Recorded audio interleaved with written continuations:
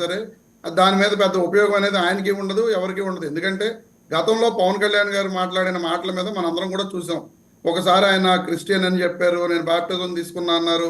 రకరకాలుగా ఆయన నా పిల్లలు క్రిస్టియన్స్ అని చెప్పారు.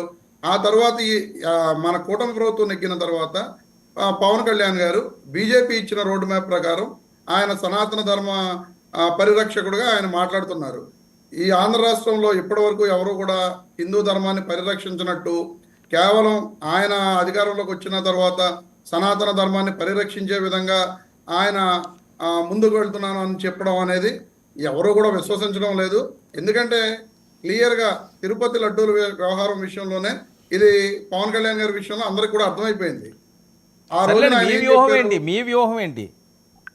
ఇప్పుడు ఈ రోజున జగన్మోహన్ రెడ్డి గారు ఇచ్చిన స్టేట్మెంట్లో ఆ కాశీనాయన క్షేత్రం ఉంది ఆగస్టులోనే, గత 2023 ఆగస్టు 27వ తారీఖున ఆంధ్ర రాష్ట్ర ప్రభుత్వానికి కేంద్ర ప్రభుత్వం లెటర్ రాయడం జరిగింది. ఇలాగ అటవీ ప్రాంతాన్ని ఆక్రమించారు, 12.39 ఎకరాలు, అది ఖాళీ చేపించండి అని చెప్పి.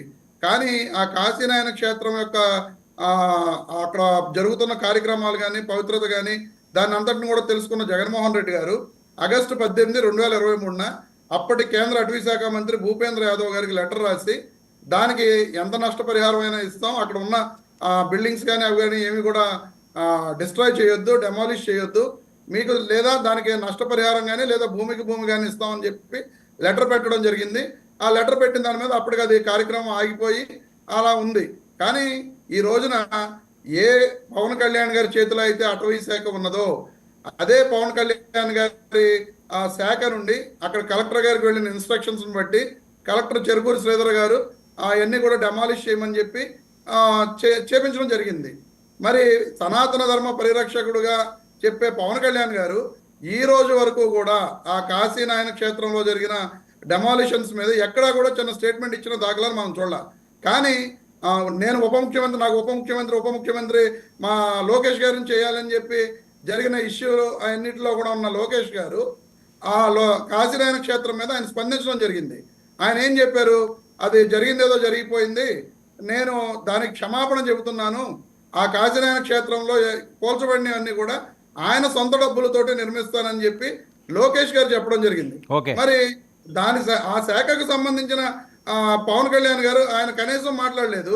సంబంధం లేని శాఖ మంత్రి నారా లోకేష్ గారు స్పందించారు. మరి ఇది ఎలా చూడవలసిన ప్రభుత్వంలో ఎవరో ఒకరు స్పందించారు కదండి.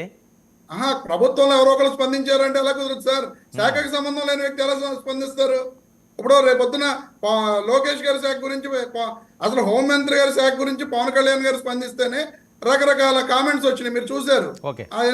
కడప జడ్పీటీసీ ఏ రకంగా కైవసం చేసుకున్నారండి? చాలా ఎంపీలు కైవసం చేసుకున్నారు. బూస్ట్ వచ్చింది. అధికారంలోకి వచ్చిన తర్వాత కొన్నాళ్ల పాటు వీళ్ళు భయపెట్టారు వైఎస్ఆర్ కాంగ్రెస్ పార్టీ నాయకుల్ని కానీ కార్యకర్తలను కానీ. ఆ భయంలో కొన్ని Tirupati municipal vice chairman election కానీ ఇవి కానీ వీళ్ళు భయపెట్టి దాడులు చేసి పొందగలిగారు.